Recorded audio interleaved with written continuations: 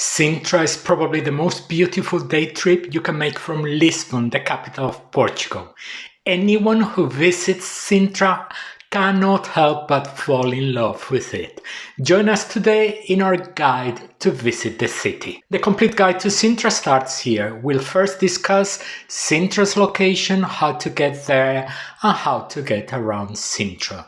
Detail the highlights of the region, share our opinion on how much time to spend in Sintra, talk about when to visit the region, briefly mention food in Sintra, and finally present several 1- and 2-day itineraries in Sintra.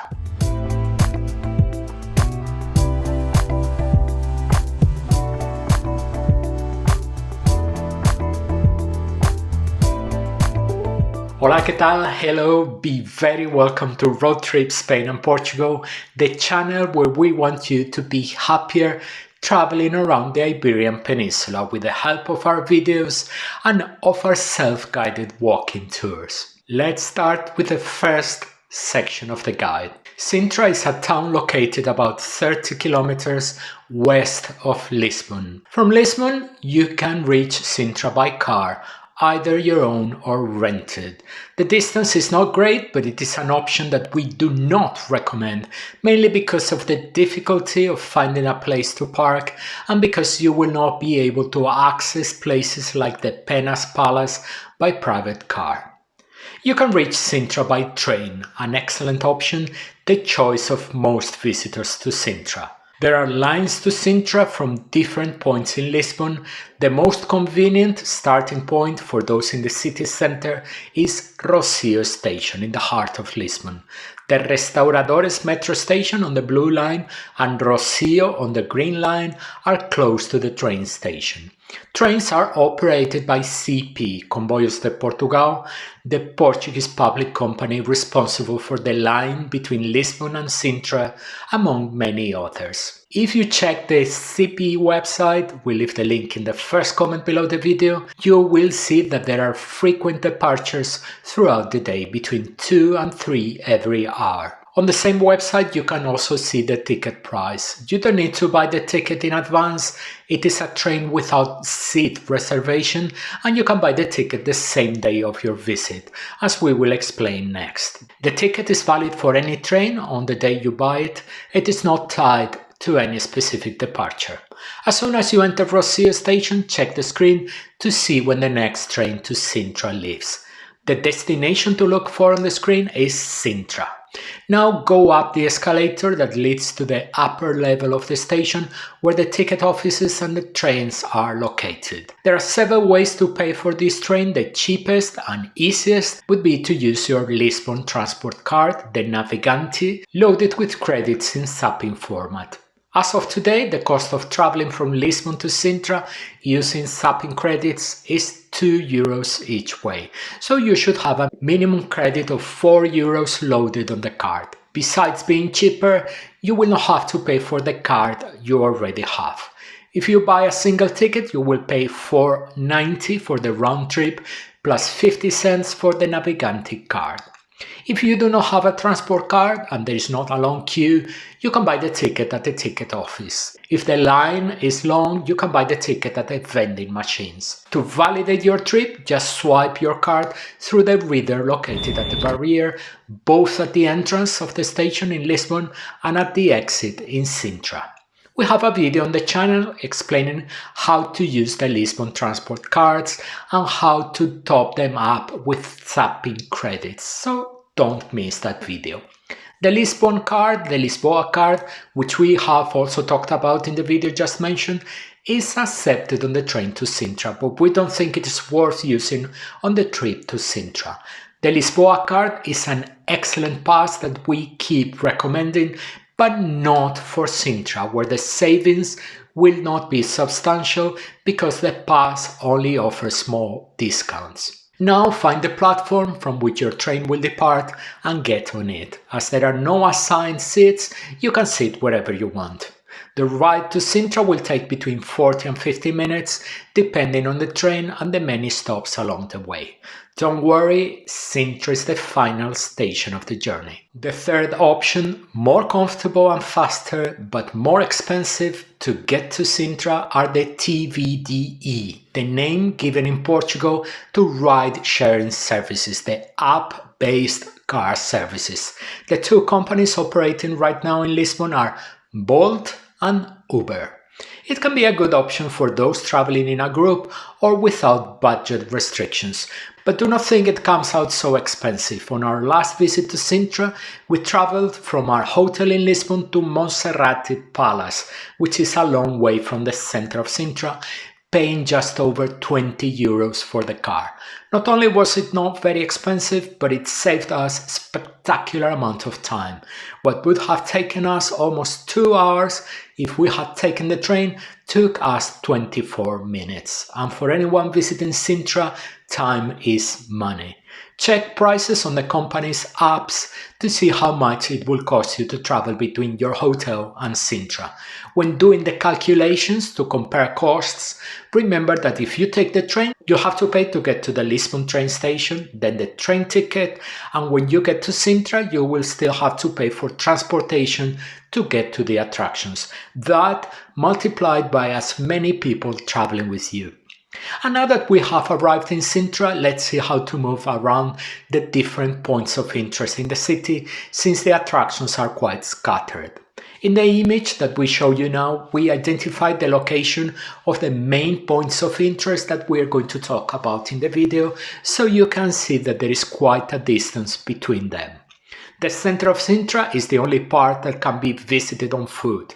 If, like most people, you arrive by train, you should know that from Sintra station to the center is a very pleasant 20-minute walk. In the center you will find stores, cafes and restaurants, as well as the National Palace. If you want to go to Quinta da Regaleira, it is another 15-minute walk. What are the transportation options to get to the more remote places? There is a circular bus run by the Scott Herb company that we took on an earlier visit to Sintra because we saw several YouTubers recommending the service. But it turned out to be a big scam that we cannot recommend to anyone. It all started when we got on the bus and asked the driver for a round-trip ticket, which, although it appeared on the company's website, he refused to sell it to us, saying that he only had the more expensive 24-hour ticket. Since we didn't want to argue, we ended up accepting this more expensive ticket, thinking that it would be a good investment after all. But it wasn't. It seems that the company has very few vehicles, and the promised frequency of one bus every 15 minutes simply does not exist. To get back from the top of the hill, we spent an hour waiting for the bus, which arrived full at the castle stop. When the bus passed the next stop, next to the Pena Palace, it didn't open the doors because it was overcrowded, to the frustration of those who had probably been waiting a long time for the bus to arrive. What's more, the second bus line we had paid for was not running, and no one told us. It was a waste of money and, just as serious, a waste of time, which in Sintra is very valuable. When we went to the tourist office to report what had happened, we were told that they received similar complaints from frustrated tourists who pay for a 24-hour unlimited bus service and cannot use it because of the precariousness of the service. When we now return to Sintra 2 years later, the comments we read on the internet showed that not much had changed. We even met several channel followers who had taken the bus and reported that the frequencies were still lousy and it was overcrowded. So, if you want to try your luck, go ahead. Odds suggest that even those who are bad at offering a service will eventually get it right someday. But in our case, we will not get on a bus from that company ever again, not even for free. And without the bus service, visitor mobility is greatly compromised. There are tuk-tuks, which are expensive and unsafe, cabs and ride-sharing services, which work well in Sintra. To give you an idea, the two of us paid 25 euros for the bus scam ticket. For between 5 and 10 euros a vehicle, you can get from the train station to Pena Palace. Let's talk now about the beautiful sites in Sintra. There are many interesting places to visit, but here we will highlight only 6 and an extra one near Sintra. They are the Center, the Pena Palace, the Moorish Castle, the National Palace, the Quinta da Regaleira, the Montserrate Palace, and the extra is the Cabo da Roca. Many beautiful places to see on your visit to Sintra.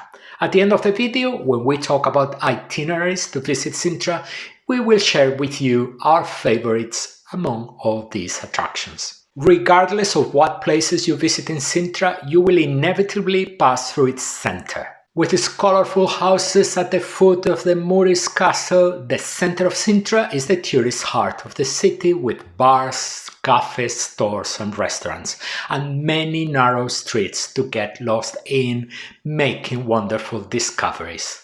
The highlight of the center and its most recognizable silhouette is the Sintra National Palace, which we will talk about shortly. We climbed to the top of the Sintra Natural Park to visit one of its major attractions, the incredible Palacio da Pena, Pena Palace, which was one of the residences of the Portuguese royal family in the 19th century and is part, along with the other buildings that we will show you throughout the video, of the cultural landscape of Sintra, declared a World Heritage Site by UNESCO in 1995. The palace, built on top of a mountain, deliberately mixes architectural styles that give the building a very exotic character. The Lisbon earthquake of 1755 destroyed a monastery on the site, which was abandoned years later. King Ferdinand II, who married Maria II, was born in Austria and was interested in the arts all his life. He fell in love with Sintra and bought the ruins of the monastery and the surrounding forest. At first, he only wanted to restore the building as a summer residence for the royal family, but he became so enthusiastic that he ended up having a new palace built, with architecture of typically Portuguese, Manueline and Moorish influences. The king also designed a new park around the palace. The Pena Palace would again be occupied by the Portuguese royal family in the summer with Don Carlos I and Queen Amelia. When the Portuguese Republic was proclaimed in 1910, Queen Amelia was actually in the Pena Palace. The visit to the palace is divided into the palace proper and the gardens. Unfortunately, visitors to Sintra usually do not have much time. It would take hours for a leisurely visit to the palace and gardens. Most people spend most of their time in the magnificent palace. You can only enter the palace at the time slot indicated on your ticket. From that moment on, it is a constant enjoyment to walk through the incredible interior of the building, full of fascinating corners. Pena Palace is located at the top of the natural park. There are several options to get there. On foot, which we do not recommend, not only because it is a very steep climb on a path that if it has rained, it can be difficult, but also because you will lose valuable time. On the local bus, which as we have already mentioned in the transportation section, we also do not recommend. In a tuk-tuk, a very expensive and unsafe means of transport, which we also do not recommend. In a taxi or with Bolt or Uber, which are cheaper than taxis and you already know how much you will be paying before getting into the car. The usual cost ranges between 5 and 10 euros, depending on the day and time. You cannot reach the palace by private car. Transportation will drop you off at the palace ticket office near the entrance. To get to the palace, there is a 10-15 minute walk uphill. There is a small paid bus for those who want to avoid this walk. In the current era of over-tourism, where the low season no longer seems to exist, we do not recommend arriving at the Pena Palace without tickets booked in advance. Entry to the palace is by appointment only, and if you want to avoid wasting time waiting, buy your tickets before you travel. You can buy your tickets on the official website of Sintra Parks or on the website of our trusted partner Civitatis. As we always like to inform you, every time you buy a ticket on Civitatis following our links, we take a small commission without the price changing for you. And be careful because we have seen many websites that pretend to be official when they are not. In the first comment below the video, we will put links to all the places mentioned throughout the program. The Moorish Castle is a fortress built on the rocks in an incredible location overlooking Sintra from the heights.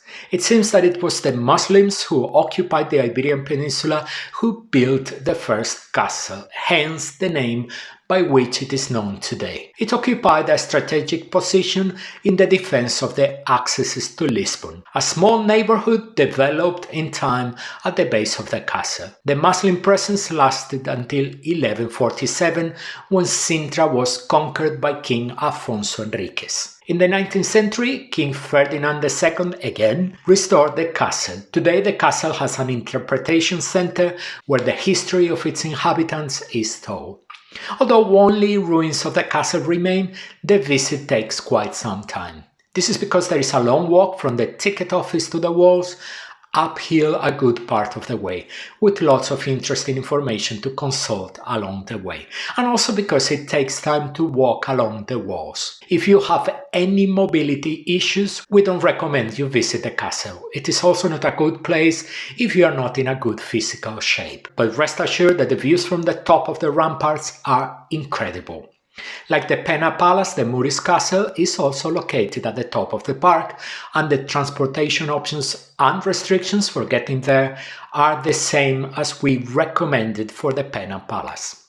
Actually, the palace and the castle are not so far apart. It is perfectly feasible to walk from the palace to the castle. The path is signposted and it is almost all downhill. Leaving the palace through the ticket office door, turn left and start walking. Arriving with a pre-purchased ticket is not critical in the case of the Moorish Castle. You can buy tickets on site at the castle's ticket office or online at the websites we mentioned earlier. Sintra National Palace, with its two unmistakable towers, is one of the best known images of Sintra. The first historical references date back to the 10th century, at the same time as the Moorish Castle. After the conquest of Lisbon by Afonso Henriques, an incredible historical sequence began in which almost all Portuguese monarchs at some point inhabited the national palace of Sintra. Over time the palace was transformed, it grew, following the most typical artistic styles of the time. Several monarchs were responsible for important interventions, one of which was the construction of a kitchen with two huge conical fireplaces. Inside the palace, Gothic and Manueline elements stand out, as well as Mudéjar art, which combines elements of Muslim and Christian art. During your visit to the palace, you will pass through many incredible spaces, including the magnificent Sala dos Brasões, the Hall of Coats of Arms, with a dome displaying the arms of King Manuel and the most important noble families. With the end of the monarchy in 1910, the palace was declared a national monument. Restoration work is currently underway in various parts of the palace. Please note that visiting the palace you will have to climb quite a few stairs. The palace is in the center of Sintra and there are no logistical problems with transportation. Tickets can be purchased on the official website or at Civitatis.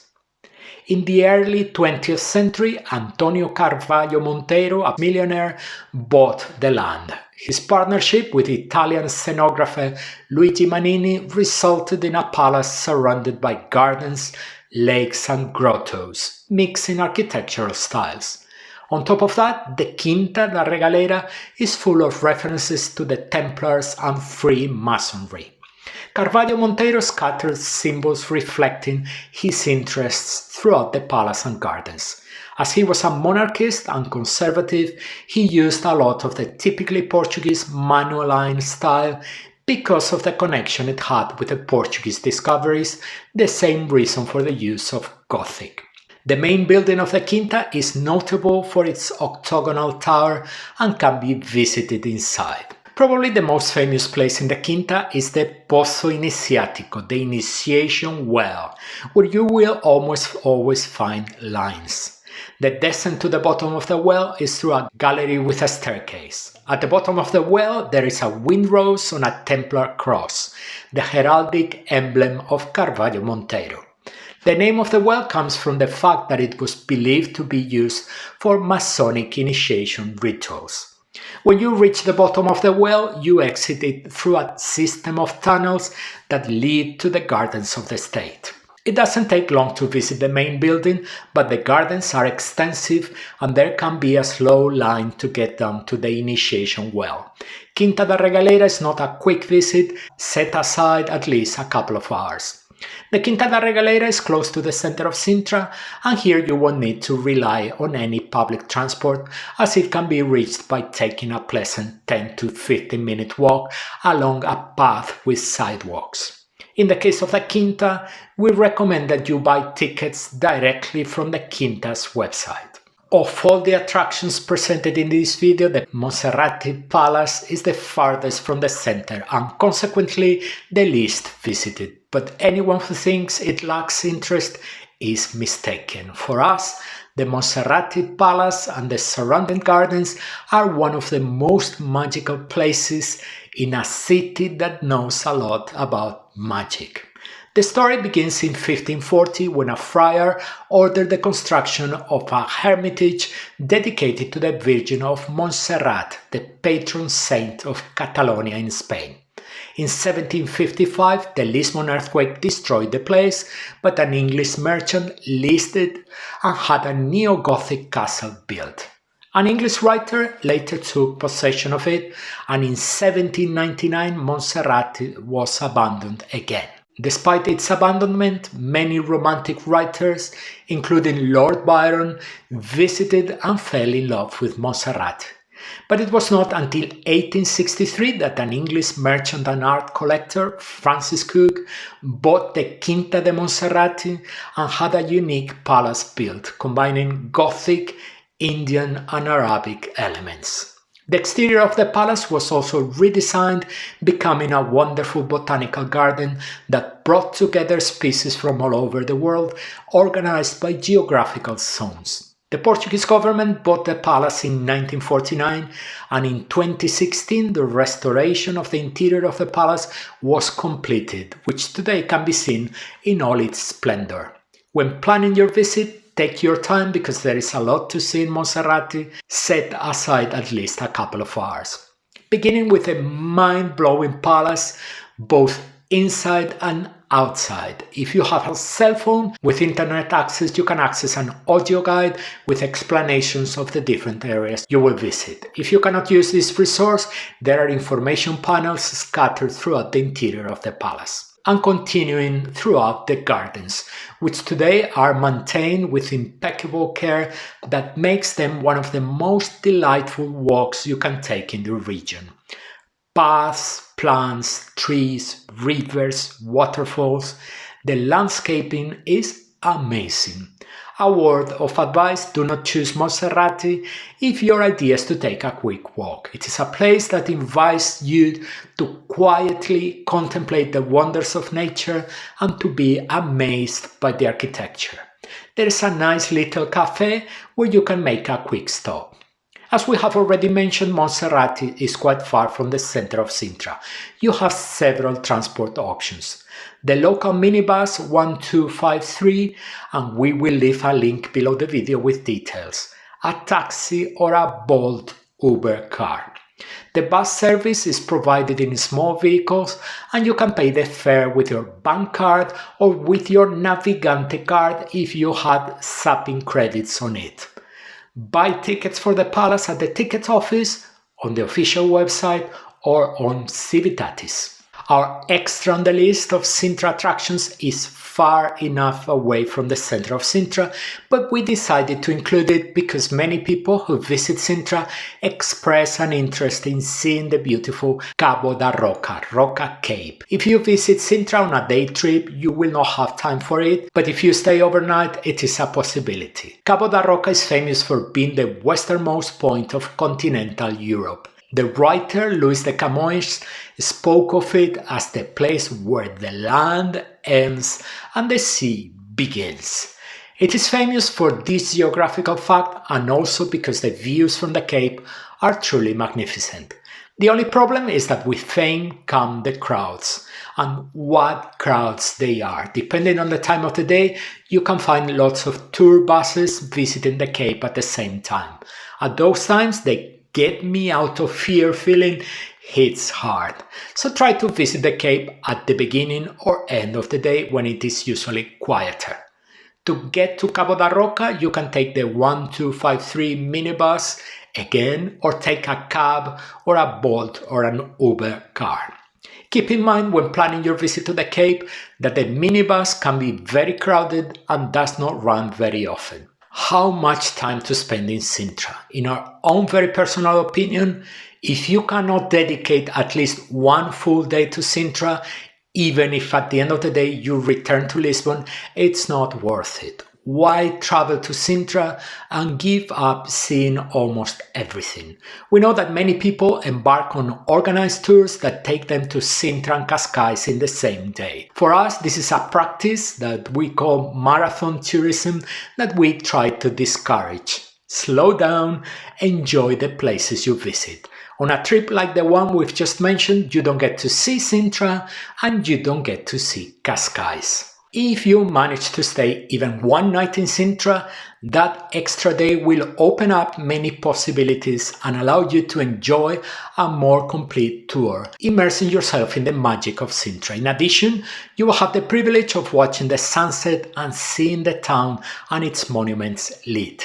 There are many hotels in Sintra, especially between the train station and the center, so try to choose one on that location to make your life easier.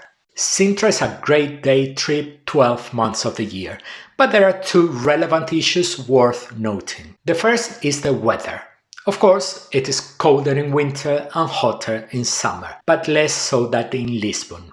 An objective fact is that in winter, the daylight hours are shorter, and when it gets dark, the outdoor attractions cannot be visited. It is also important to take into account that Sintra has a special microclimate. In Lisbon, it can be sunny, and Sintra can be covered with fog at the same time. The second is the presence of tourists. The low season no longer exists, and now in Sintra you will find basically two situations. One with a reasonable presence of tourists in months like November, December outside Christmas, January or February, and months with many tourists the rest of the year. In addition, on dates such as Easter, important bank holidays in Spain, or in summer, Sintra can be unbearably crowded. It is good to go with your head prepared to deal with this overcrowding. Food is not a priority on the trip to Sintra for two reasons. First, because time is limited, and second, because especially in the center, you will find almost only tourist restaurants with prices higher than those charged in Lisbon. We've just had a fairly average meal in Sintra, and on a previous trip we ate very well at the small restaurant Bacalhau na Vila, which specializes in codfish recipes. As the restaurant is small and very popular, it may be worth booking in advance so as not to waste time waiting. You have to try two of Sintra's most famous sweets at the Periquita pastry shop. A travesseiro, which means pillow, which is a pastry made with almonds, egg yolks and sugar, and a queijada, a small cake made with fresh cheese, sugar, eggs, flour and cinnamon. The Periquita sweets are the most famous, but we actually prefer the Queijadas de Sapa, which is located on the walk between the center and the station. If in doubt, try both. And here we go with the proposed itineraries for those who are going to spend 1 or 2 days in Sintra. For those who make a day trip to Sintra, the first proposal is what we call the classic visit. You will first go to the Pena Palace, where we recommend arriving no later than 9:45 a.m. If you arrive by train to Sintra, take a Bolt or an Uber to the palace. Also consider taking a Bolt or an Uber from your hotel in Lisbon directly to the palace. You will save a lot of time. When you leave the palace, walk to the Moorish Castle. Once you have finished visiting the castle, take a Bolt or Uber down to the center of Sintra, where you will have lunch. And in the afternoon, walk to the Quinta da Regaleira. After the visit, walk back to the center and the railway station for your return trip to Lisbon. The second suggestion for those visiting Sintra on the same day is start at the magnificent Montserrate Palace. Try to arrive at 9:30 in the morning. If you arrive in Sintra by train, take the local bus or a Bolt or Uber. Also consider taking a Bolt or Uber from your Lisbon hotel directly to the palace, which will also save you an incredible amount of money.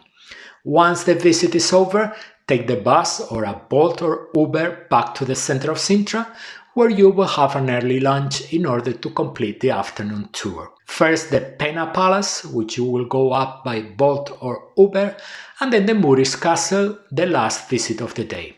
From the castle, take a Bolt or Uber to the center or to the railway station. If you opt for this itinerary, the first thing to do is to check the closing time of the Moorish Castle on the day of your visit. And now the proposal for those who visit Sintra is sleeping in the city, which allows a more complete enjoyment of Sintra. A possible way to organize your 2 days would be: on the first day, go to the hotel to drop off your bags in the morning. As you will already be in the center of Sintra, take the opportunity to visit the National Palace. After lunch, go up the Pena Palace by Bolt or Uber. Once the visit is over, walk to the Moorish Castle. From the Moorish Castle, head to Cabo da Roca at the end of the day. Either take a Bolt or Uber directly from the castle to the Cape, or take a Bolt or Uber to the railway station to catch the minibus to Cabo da Roca. When you arrive at the Cape, check the bus schedules to make sure you don't miss the last bus back to Sintra, and enjoy the sunset at the Cape. Return to Sintra by bus or by Bolt or Uber. On your second day in Sintra, you will start by visiting the Montserrate Palace. You can arrive by bus or Bolt or Uber. If the day before you did not have time to get to Cabo da Roca, you can start this visit in the morning before the Montserrate Palace. You will go by bus to Cabo da Roca and return to the Montserrate Palace by Bolt or Uber. After the palace, take a Bolt or Uber to the center of Sintra, where you will have lunch, and in the afternoon you will visit the Quinta da Regaleira. After the visit, you will return to your hotel to pick up your bags and return to Lisbon. One last very personal comment to help you choose. If you want to know how we rate Sintra's attractions, we insist from our very personal point of view on a 5-star system. They would look like this. There are 2 attractions that receive 5 stars. They are incredible: the Montserrate Palace and the Pena Palace. With 4 stars, the Moorish Castle and the Quinta da Regaleira. And with 3 stars, the National Palace of Sintra and the Cabo da Roca. Not that Cabo da Roca is not beautiful, it is, but it is not so extraordinary as to justify the sacrifice of other even more interesting places in Sintra. And with our favorite places ends this video about Sintra, in which we wanted to help you plan the perfect trip. As always, if you have any questions about Sintra, take advantage of the commentary box to ask. You will now see on the screen the list of videos of the channel dedicated to the magnificent Lisbon. Essential information to prepare a perfect trip to the capital of Portugal. We are already waiting for you in those videos.